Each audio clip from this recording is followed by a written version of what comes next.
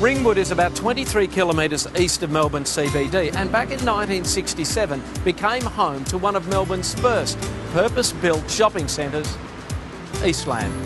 We talked to Karen Bogle from Hocking Stewart. Karen, tell us about Ringwood. What's the state of play, real estate-wise, at the moment? In Ringwood? In Ringwood. Ringwood's a bit of a place to be. Is it? Well, it is. It's been, I think it's been a little bit undervalued for some time. When we had the boom of 07 and then again in 2010, we saw a great jump in prices, which, I mean, we saw across all of the market. Things have come back a little bit, but still, the attraction to Ringwood and surrounding suburbs is its affordability. What are people buying here? What are they getting? Yeah, if for a pretty basic 3-bedroom, 1-bathroom, like good first home buyer's house with good bones, around the high 400 mark to 500,000. Ringwood Central itself has quite a few units, so you can even get into Ringwood Central close to the station and shops for around the $350,000 mark. All right, and what sort of land are they buying on for the good bones 3-bedroom house? Good blocks, sort of 650, 700 square metres. Yep. Traditionally, Ringwood's been sort of mainly locals.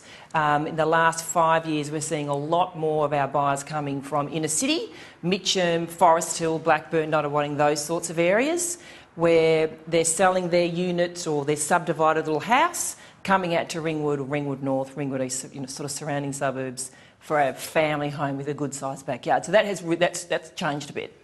In Ringwood, are people more likely to buy at auction or privately? Oh no, privately is the more common method of sale used here in Ringwood surrounding suburbs.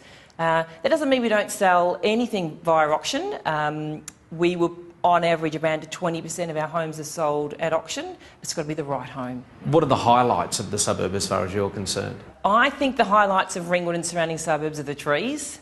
Really is lovely, and to tie in with that, we've got some great reserves. Well, Ringwood Lake is very popular for families.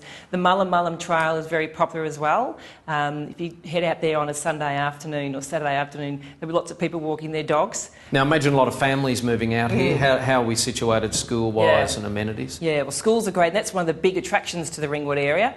And a good selection of schools, public and private, primary and secondary. So we've pretty much got all sorts of family needs covered, and also the schools are attracting families to the area more so than families moving to Ringwood then finding the right school. They're picking because there's some great private schools and then they're moving to the area, so that's bringing them to the area also. You mentioned the trains before, yep, buses trains as well. Yep, so trains are great sort of this side of the highway and south of the highway. North of the highway is more buses, and the Heathmont station and shops up there. Real sense of community in Heathmont, more so than Ringwood, because we've got the Eastland in Ringwood, which was fantastic, but much more of a community sort of vibe down in Heathmont.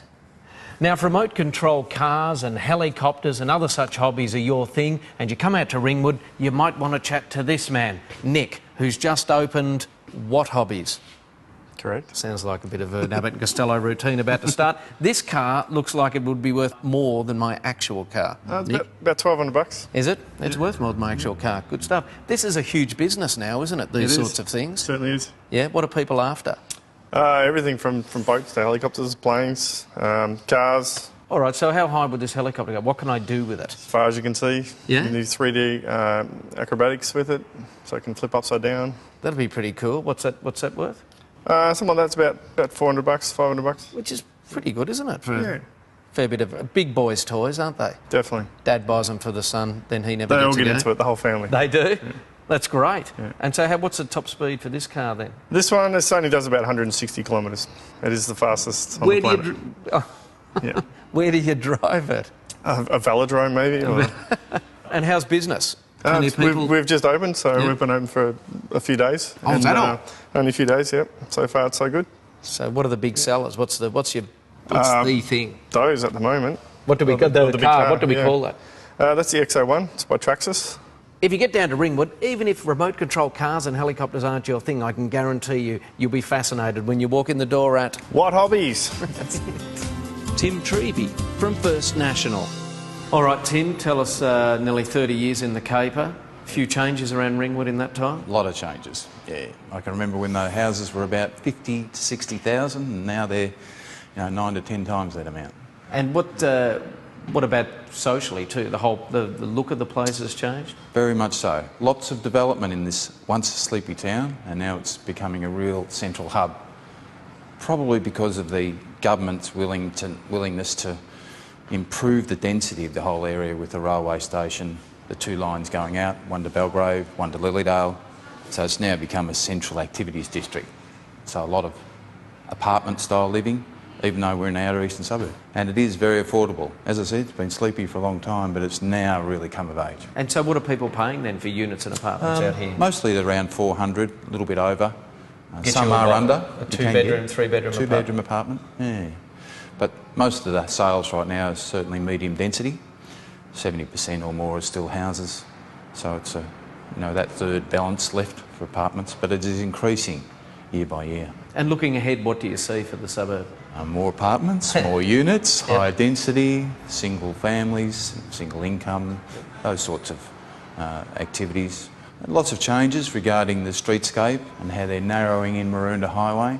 They want to pave more areas, so we have our bypass road going around, and lots of streetscape, cafe types of industries we'll see come in. It's been that gradual move out from the inner suburbs. It used to be you travelled into Lygon Street, but now people want that in their own area, don't they? Still doesn't take long to get to the G. Yeah, from here, that's good. Yeah, it's still not too bad. What are your favourite parts of Ringwood? I think just across the road here is our famous lake. That's always lovely to walk around, either before or after work. That's always nice. Up in North Ringwood, there's the McAlpin Reserve. We have a lot of reserves around the area, and I think just the fact that we're close to the city and the hills and the Yarra Valley, we're in between everything. So I guess that's one thing. You're in between, which is good. In between. You get the choice of best of both worlds when you go to the G to support Pies. the pies, of course. Starting to like you, Tim. I thought It's like Ringwood, we're just sort of coming back. You've been up there, you're all right. We have.